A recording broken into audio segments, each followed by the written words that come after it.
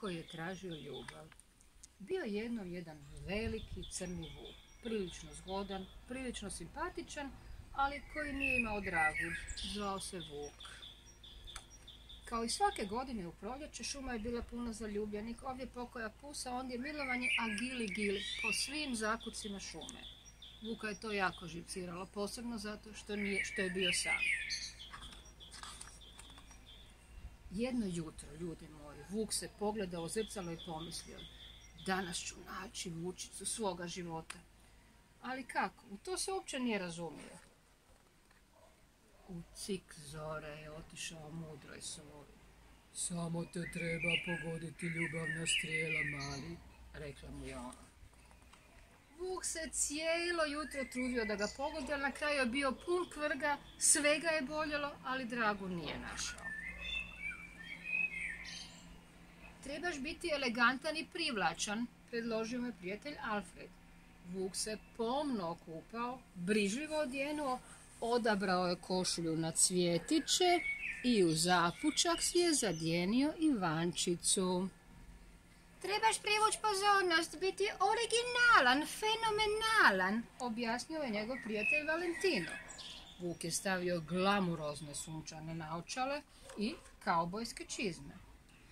Trebaš lijepo govoriti, birati mile i nježne reči, rekao je njegov prijatelj debeli Lujo. Vuk je otrčao da kupi knjigu pjesama. Cijelu je pročitao i naučio sve pjesme u kojima su govorili: volim te. Trebaš buket cvijeća za izabranicu svoga srca, savjetuje je prijatelj Jozo. Vuk je složio krasan buket od šumskog cvijeća.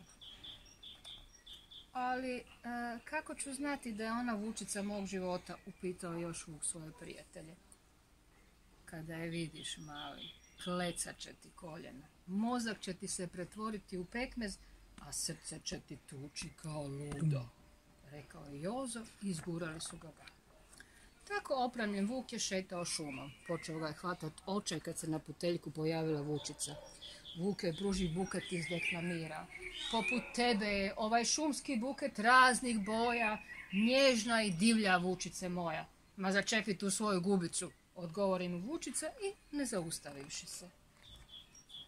Vuk je ostao stajati na sred puta. Više mu ništa nije bilo jasno.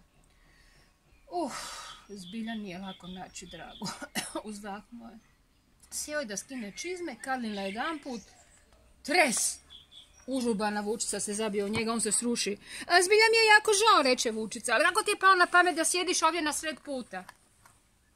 Vuk se digne, pogleda Vučicu i osjeti nekakav sitni škljocaj u srcu, poput zvuka vrata koja se otvaraju.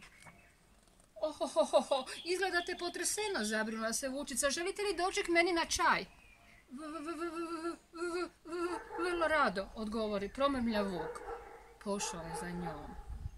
Srce mu je tuklo, koljena su mu klecala, a mozak mu se pretvorio u pekmez.